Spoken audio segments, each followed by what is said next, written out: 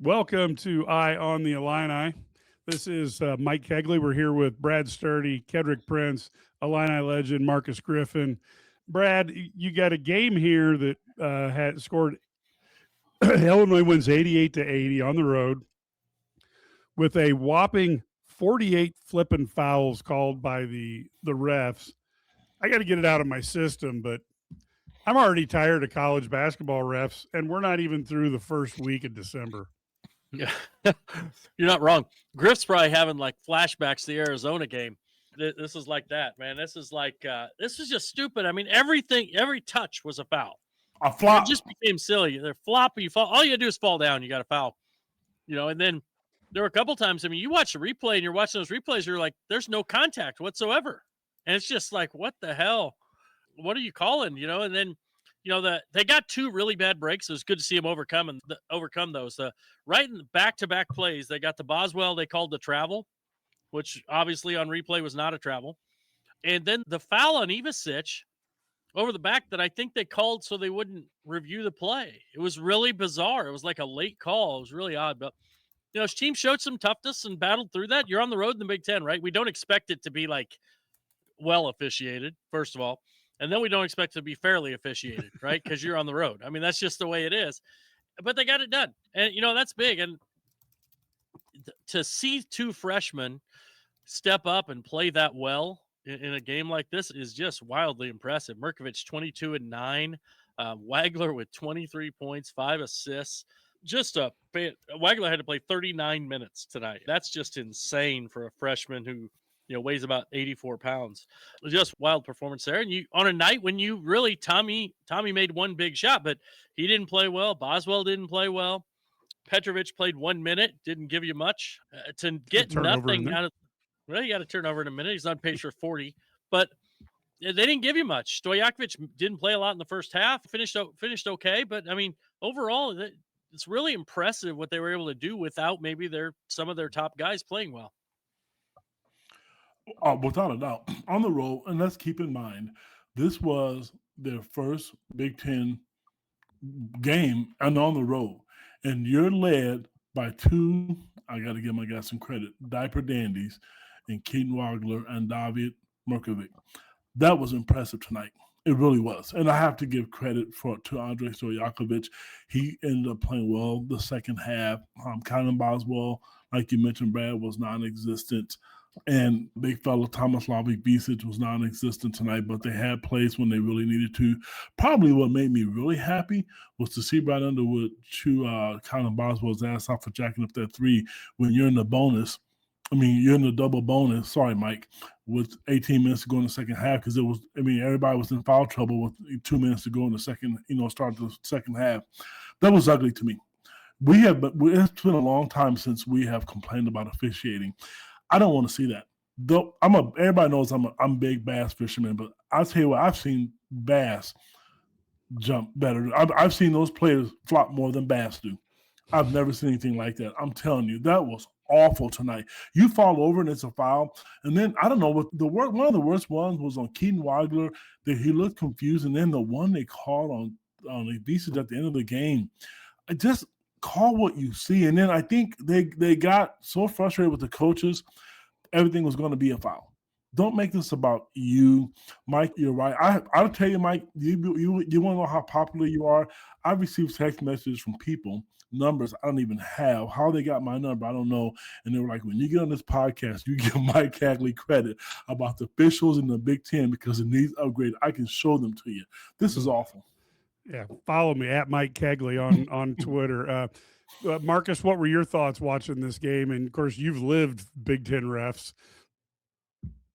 Yeah, I have gotten to a place. I have matured since 2001. You're doing better than the three of us are. It is like I'm everything that I'm saying has nothing to do with the referees because it's the first game for the referees too in the Big Ten. So I'm going to give them a pat. It's the first game. Let this be the only game that they call 48, that officiating crew that they call 50 fouls in the game. So plus size of man Mike was talking on off the air is that what I show is that Illinois can't throw the ball on the block. That's what I saw. I have been screaming for this. KP, you know, I have been screaming for this. It's not even about them scoring down there. It's just having a second option when the shot is not falling, when the 3-point shot is not falling, and then you get the defense to double, and then you kick it out. I love seeing it. I saw it a little bit last week. Their last game, and then game. What'd you say? The Tennessee game, Griff, they did a lot of it. That's how Keenan Walker got out of his shots. People were asking about you because you've been calling it, and that inside game gave them a totally different presence because the outside shot was there. Yes, it's a totally different presence for the team. It's another way that they can score. They have very good big guys. We got not just that can shoot the three, but you 7'2", you better get your butt down there when you got a 6'2" guard sticking you and demand that ball. It was great to see. But the other thing is when you don't have it going from your big three, your big two have it going, but then you can still find ways to win. As we all know, getting a victory in Ohio State on the road in the Big Ten is rough. And especially it's even get harder when your stars are not being stars.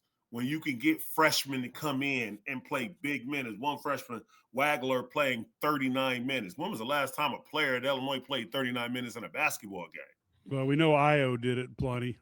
Yeah, he came up big. So you got to win these type of games. I applaud him.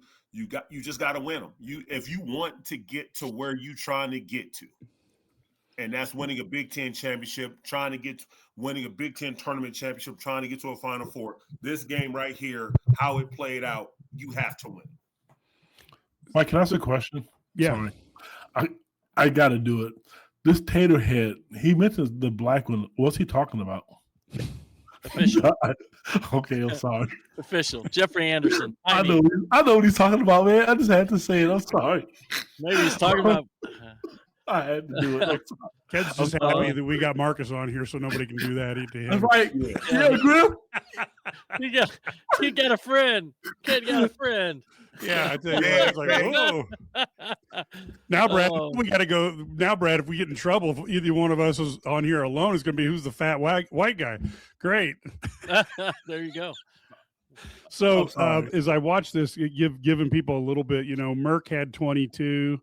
Stojakovic recovered well with 17, Boswell 4, Big T 7, Wagler 23, Rickhouse 0, Jake Davis 2, Ivasic, T was 7, and Big Z was 13. Got my twins mixed up. And Petrovic was there for 1 turnover. Illinois ends up shooting 44% and shot 41 from the 3. 91 from the free throw line. I think those two numbers, 41 from the 3 and 91 from the free throw line, will win you an awful lot of games. Yes, when it came to turnovers, Illinois had 9, 37 rebounds to 30. Illinois won that. And I think the other thing is bench points, 15-2 Illinois. Overall, I thought Illinois played a pretty good game. Brad, what did you think of the overall effort? There were moments, I thought it was hard for anybody other than Thornton and Wagler, anybody to get a rhythm because the game kept stopping every 13 seconds so we could have a foul break. Oh yeah, it was just, there was no flow at all in that game. Yep. And that's hard to play in. It's hard to play in a game like that.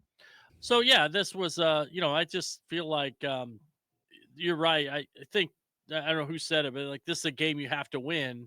Yep. The way it played out. And it's also a game that a good team wins, right? I mean, a team that wants to do what they want to do wins. And I will say this is kind of a game that you feel like last year they may not have won with the way it became a grind down the stretch. And the turnovers that they would have. Yeah, they only had, and even though they had 9 turnovers and, there or whatever, it wasn't, I've certainly seen them have, they were a couple bad ones, but really overall, you had a couple offensive fouls that were turnovers, but overall, not terrible with the turnovers, 9 turnovers and 65 possessions. So not awful. I thought the second half, they really kept, when you were watching it, I felt like they didn't have, it really made it hard to have any flow. The first half, they were scoring at will, right? And, they scored in the first half, like 1.5 points per possession. Yeah, now, it was 1.5. 1.18 in the second half, which isn't bad, but you can't get in a flow and the game becomes like unwatchable. They shot 21 free throws in the second half. Yeah. And there were it's just a really difficult game to win on the road. Rarely do you win on the road when you foul that much and have that many fouls. But this is the one thing I'll say is what Bruce Thornton, we got to give him some props. That dude put on a show in the first half. Yeah. And he was fantastic. But I think in the second half, you saw one guy, it's almost impossible for one guy to do that for 40 minutes. I mean, it's hard to do that. And I think Illinois, that's why Illinois, I think, felt good at halftime. It sure seemed like they felt like they were going to be okay. But this is a really, they did a much better job on him. They varied the way they did it. They came out, you saw them make him give the ball up. They put Stojakovic on him, which I thought was huge, using that length to make him, because they want Thornton to shoot twos. What's he shooting? 53% from three or something like that, coming in, some crazy number. You don't want him shooting those threes. You want him getting in the mid-range and shooting twos, and then contest it with a guy who's 6'7".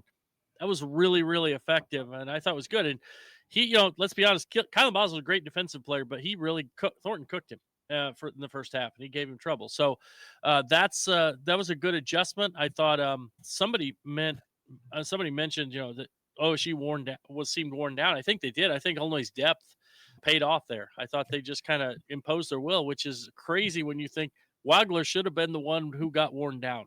I mean, he should have been the guy who was worn out at the end of that game, and he wasn't at all. He's 20. No. He got energy for life. 18. He's 18. 18. Yeah. Yep. He weighs 38 pounds. Yeah, no kidding. You know what? Just real quick, I think we need to give Illinois some credit here too. Being on the road, every time Ohio State made a run, Illinois answered. That shows a sign of a good team to me, regardless of who it was.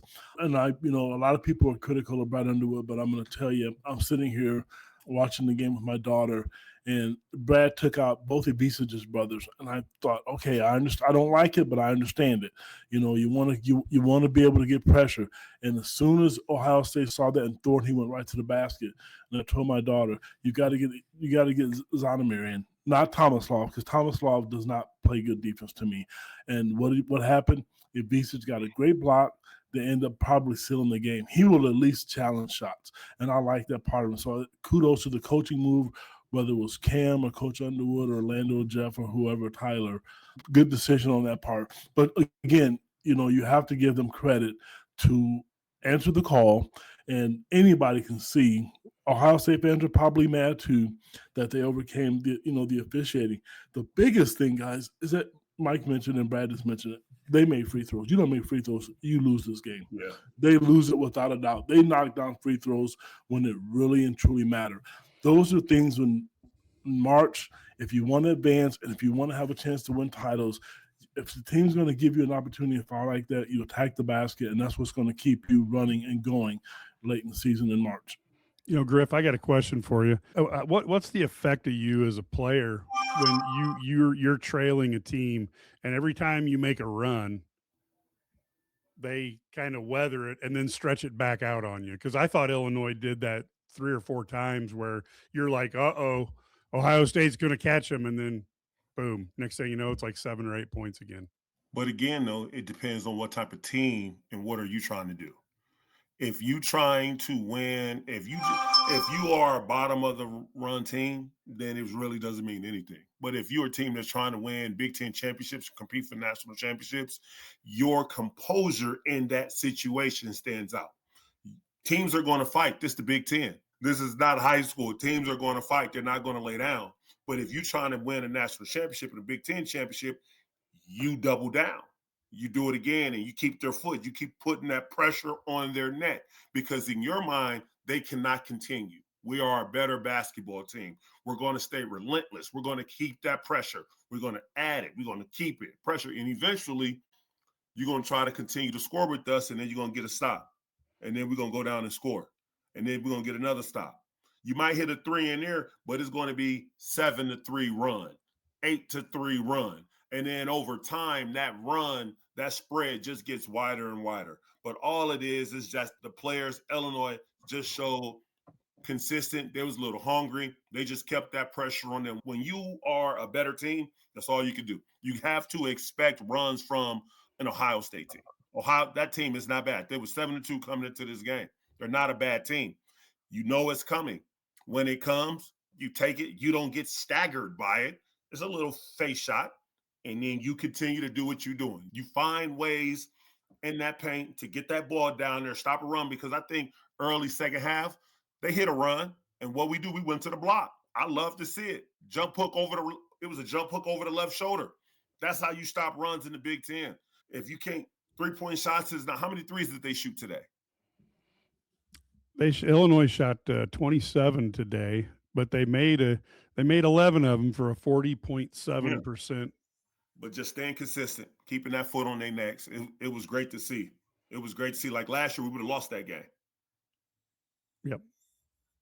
Brad, thoughts on stuff that you saw? I guess the other question we got to get out here, just because we know it's coming. So I guess, we've got people who are extremely concerned about one person. So any thought on Ben not scoring? Because we know we've got people who are concerned about that. Scoring is a bonus. It is. It would be nice to have him do it, but it's not the end of the world if he's not. It's not yeah. I wish he'd have made one of those shots. One of them was a clean look he should have made, right? I mean, it was wide open. The other one was kind of I think it was into the shot clock, and he kind of had to shoot it. But still, yeah, he needs to make some shots. There's no question.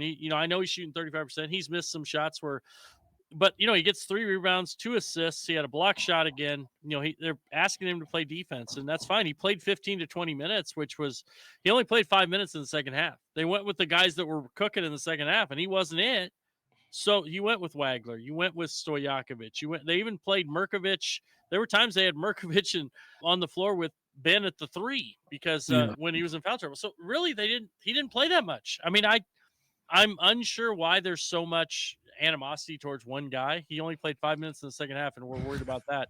It's just the most stunning thing. I mean, it's Illinois fans have this, like, they pick a guy and they just don't like him. And it doesn't matter. It was, they didn't, to be honest. I mean, so many of them were like, and it's not they don't like him, I guess. It's just they don't want him to play, and it's just so funny. Like, first of all, you don't have 5 basketballs out there. So, I mean, only got so many shots. Need him. And you're going to need him eventually. So and he brings defense and energy. He keeps balls alive. He's tipping plays. I mean, sometimes you need guys like that. I mean, you can't have 5 guys. I mean, I don't know. I mean, Boswell only scored 4 points in 31 minutes. Ivasic was 2 for 9. I mean, luckily he made that big 3, but man, guys have games when they're not going to score, but you got to do the other things all the time. You have to play hard. You have to defend. You have to rebound, do all that little stuff. So I don't know. What I think the problem is, Brad? I mean, people like us and Coach Underwood, when Ben arrived at Illinois, myself included, we talked about how good of a shooter he was going to be and how different he was. I did. I mean, a kid doesn't lie. I own it. Hey, because that's what he said. Ed, you watched him. You went over there and watched him that summer. That dude made everything he threw up. They had NBA scouts in there going, dude, this guy never misses. Exactly. And now he doesn't. And now he doesn't do it, and people are frustrated because. And I don't blame them. I was one of those people years ago myself. But it makes sense to me. But on the other side, you're right. He's not playing 40 minutes a game like he was last year. People were upset because he got a lot of minutes. And tonight he played 20 minutes, and I think 5 of those extra minutes were probably because of foul trouble by other players. And it would be nice if he makes shots. And there'll be some games where he's going to make shots. But he's playing defense right now, and I'm okay with that. He's rebounding right now. He's not hurting the team because he's not going 1 for 15 or 1 for 20. That could be worse. So because those are turnovers to me. So, yes. I think the hype, Mike, is what started. Coach Underwood told us, and we saw him play. And a lot of guys are different in practice than they are in games. And we've seen him go on a heater. So it's not like he can't do it. I don't want to see him shooting 8 to 10 shots a game or 3-pointers a game unless he's making them. But to me, and Lord knows I've been one of the most negative people about him as a player. The last 2 games, I can't say anything. I really can't. Okay, that's fair enough. I knew we just had to bring it up because it's just like a huge a huge thing with people. I'll tell you, with Wagler, are we seeing a guy who could be a one and done? I won't say that. Yes. Okay. No, listen. No, Griff, listen to me for a second. Just hang on. I know, please don't get mad at me, but just listen to me. I'm telling you the truth, man. When you look at him, the NBA is about youth and talent. There's young. That kid is 6'6", and he handles the basketball. He is crafty around the rim. He plays defense. He's one of the best offensive rebounders in the conference as far as guards are concerned. Because we think not, he may not be. I'm telling you right now, anybody listen to this podcast, and Brad Sturdy knows this. Griff, you have the opportunity to go to practices. Watch how many NBA scouts are down there listening and asking Brad Underwood about this kid. He is a steal, man. I'm looking at this podcast, and I'm on social media at the same time, and there's national guys talking about this kid. Whether we think he is or not, NBA is about youth, and it's about potential. And that kid has potential, and I'm telling you, he is a stud. And it was a steal. Griff, you played for Coach Self. I can't tell you how many people are asking, how in the hell did he get out of Kansas? Because he's good, man. He really is. Whether I think he's an NBA player or not. Yeah. The scouts are there, Brad. One of the Kansas assistant coaches was like, how in the world did we miss on this kid? Like, I mean, they're like stunned. Like they've been shocked at how good he was. No, I think I would have said no until I've seen the hype and I'm starting to see him on draft boards. And if he continues to play like he played tonight, then yes, I mean, he could be. Now, the other side of it is, though, I think that it would be good for him. We'll see how it plays out. He's going to have ups and downs. It might be really good for him long term to play another year and develop physically, because if he gets stronger, you saw there was a couple of plays today where like Thornton was able to body him a little bit and push him. Next year, that won't happen, and he will look even better. I mean, so. I think we can't worry about too much about that right now because we got a lot of games left, right? I mean, you got a lot of games left, but he's it's obviously he's a guy. But the other side of it is, if you put another one and done, goodness gracious, and you would have another one and done, and you really haven't had a 5-star kid, and you would have 3 one and dones in 2 years. I mean. What do you say? I mean, that's crazy. Will Riley was 5 or high 4, whatever. KJ, whatever.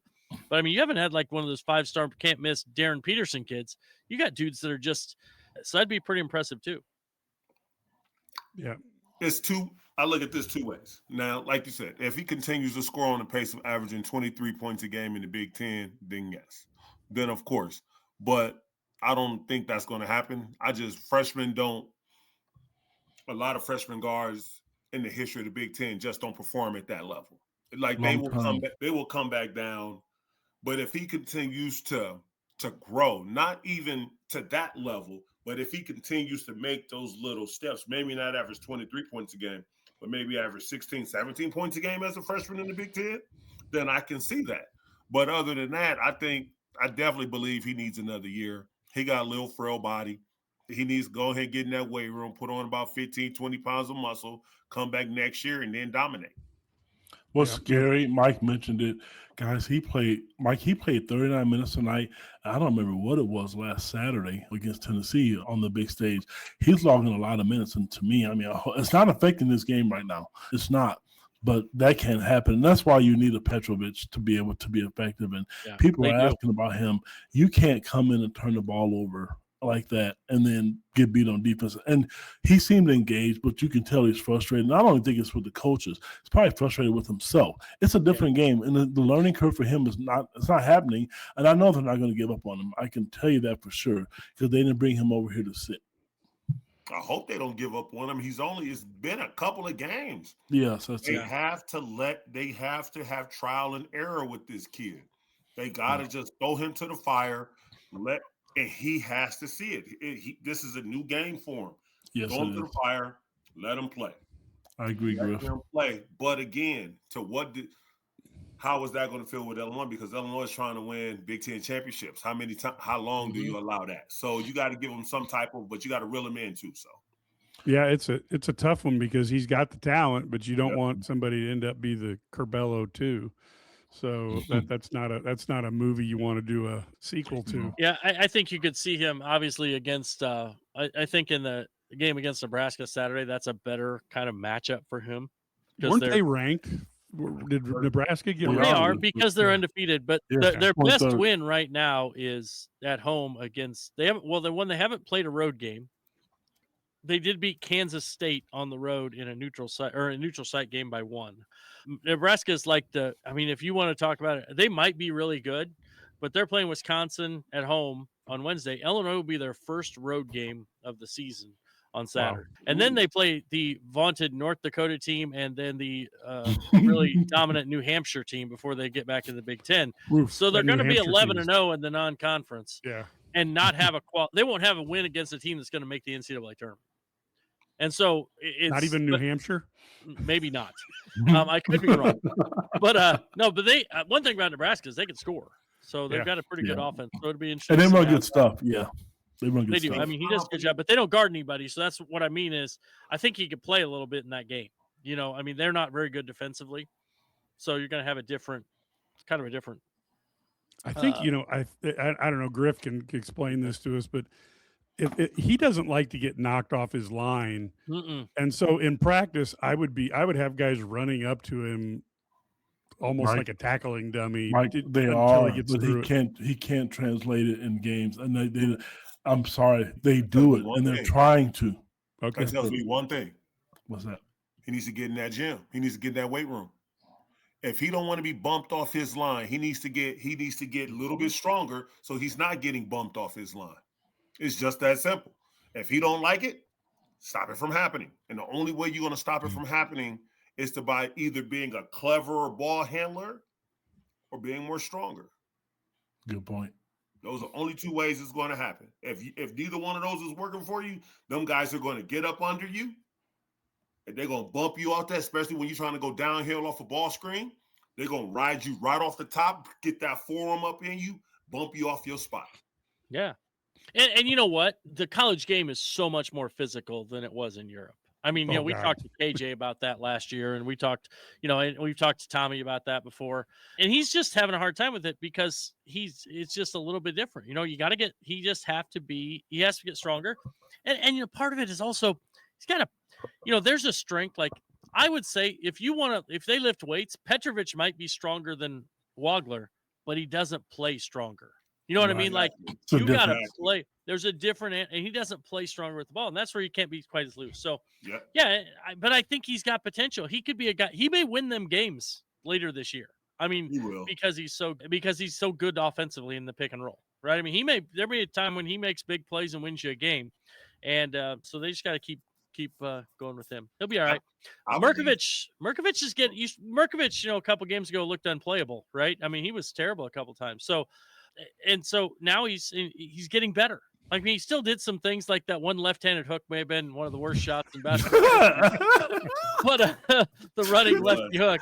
Off the wrong leg, but mind you. Yeah, exactly. Kareem is not feeling good. When that shot went up, Kareem got a little nauseous. He cut the TV off when he saw that shot. He cut the TV off. He did. It's hard to not like him, man. But he also he made so many good plays and plays hard. He plays like a 40-year-old man, I'm telling you. Yeah, and then he wants every call. And you know what he's doing, though? Watch his smile. He is having fun. Yes, he is. You know what I'm saying? It's infectious. And look at these guys. I mean, look at Z. Z is like that too, man. That's just my guy. Out there. People want him to play more. He played 19 minutes tonight. I don't know if it's a minutes restriction as much, but I don't think he can play much more than 20 minutes right now and feel good. I think I don't think he needs to play more than 20 minutes. No, he doesn't. But people team is too loaded at that position. Yeah, I know, but you know how it is, Marcus. If a guy plays 20 and he plays well, then he should have played 30. Yeah. If a guy plays 20 and he has a bad night, then he should have played 10. Yeah. Or 0. I mean, it doesn't matter. You know how to. Brand Humrick house. Yeah. You name it. Yeah. Devontae Williams. That's where Coach Underwood just needs a fan poll to determine, so he can just look and go, oh, it looks like I know I need to sit right now. Yeah. And of course, there's nobody who gets more upset. I have to ask you guys, can Notre Dame's athletic director, could he make his university look any worse than the tour he's went on and the excuses he's thrown out. Like this was the greatest 10-game winning streak of all time. I mean, good Lord. I got if I'm like running Notre Dame, I'm like get him off the road, get him off the interviews. Yes. You know what? Home. It's similar to similar to the run that Nebraska has made to 9-0. Very similar. Exactly. Greatest run in their history. highlights Purdue. You know what I mean? It's like, whoa, Yeah. it'd be Purdue. Purdue. Hey, yeah, I'm not even in football. Yeah. Here's the thing. You know what would have happened though? If Virginia had won the ACC, I think Notre Dame would have gotten in. I agree. Really? They let Miami in because they can't have a playoff without an ACC-less. ACC team. Yep. They can't have a team that doesn't have an ACC. And look, Brad, you and I have argued it should be at 16 teams. We have said it for years. We should be at 16 teams. And folks, the automatic qualifiers that the Big Ten is getting so ripped on for, if you had automatic qualifiers, then you can play the non-conference games and your conference schedule is what gets you in. And you can do that balance, and fans win because you get to see games like Texas and Ohio State, and you still get to have the in-conference fun, and you get 4 teams or whatever the Big Ten and SEC should get. Well, somebody mentioned 20. I think Taterhead here says 24 teams. If they do 24, just get rid of the conference championship games. Agreed, totally. Yeah. And then it would be the same principle. But Yes. here's the reality. There are rarely before you go. How many before you teams go. can actually win the title? Yeah, there's only 6 or 8, but Think? but Brad, I'm That telling you, many? I don't think that many. I don't either. I think on any given Saturday, I mean, if you look at the math on a single elimination, now you see it in the basketball as well. I think there's probably less upsets in football, but I don't know. I guess ultimately, as I look at it, you've got this opportunity in front of you, and of course, Brad, you remember 3 years ago when I asked Josh Whitman, would the Big Ten championship go away? And you saw how frosty that answer was. Yeah, he was. So, I think the championship games will go away. And look, what the Big Ten wanted to do is they wanted to have a tournament where you could have the number 1 and 2 play each other. Both of them are going to the tournament, and then you play number 3 against number 6 and number 4 against number 5. And those 4 teams, the 1 and 2, and then the winner of the 3, 6, and 4, 5, would go to the CFP.